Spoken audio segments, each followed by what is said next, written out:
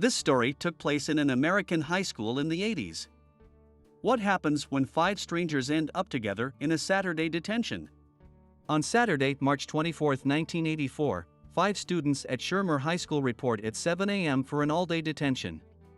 Nerdy Brian Johnson, varsity wrestler Andrew Clark, introverted outcast Allison Reynolds, popular snob Claire Standish, and rebellious delinquent John Bender. In voiceover, the 5 are described respectively as a brain, an athlete, a basket case, a princess, and a criminal. They gather in the school library, where Vice Principal Richard Vernon warns them not to talk, move from their seats, or sleep until they are released at 4 p.m. He assigns them a 1,000-word essay, in which each must describe who you think you are. He leaves, returning only occasionally to check on and reprimand them.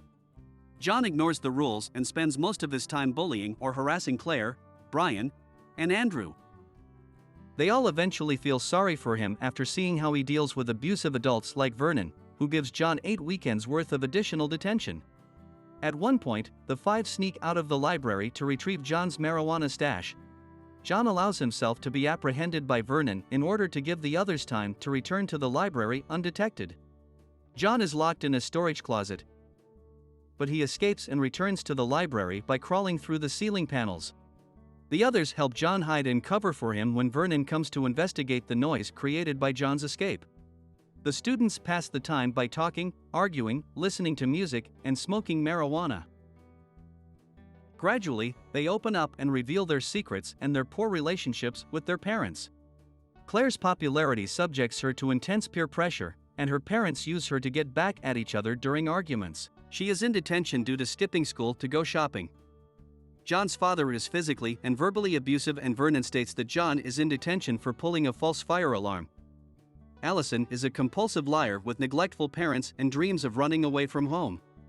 Andrew admits that his father emotionally abuses him to get him to succeed in wrestling, leaving Andrew feeling unable to think for himself. He was sent to detention for taping another student's buttocks together, hoping to win his father's approval. Brian is under such pressure from his parents to get good grades that he contemplated suicide after getting an F in shop class. He was sent to detention for bringing a flare gun to school for that purpose. Allison claims that she wasn't actually sent to detention, and merely showed up for lack of anything better to do.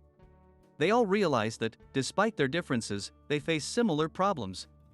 Meanwhile, Vernon complains to the janitor, Carl, that students today are less respectful than they were earlier in his teaching career.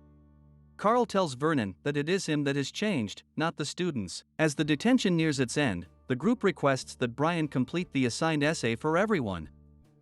Claire gives Allison a makeover, which sparks romantic interest from Andrew. John then returns to the storage closet by clawing back through the air well, so that Vernon thinks he never left. Claire decides to look for John and break her pristine innocent appearance by kissing John. Although suspecting their new relationships will end when detention is over, they believe their mutual experiences will change the way they look at their peers.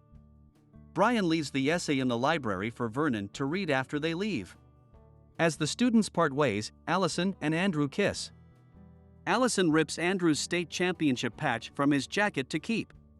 Claire and John kiss, and Claire gives John one of her diamond earrings.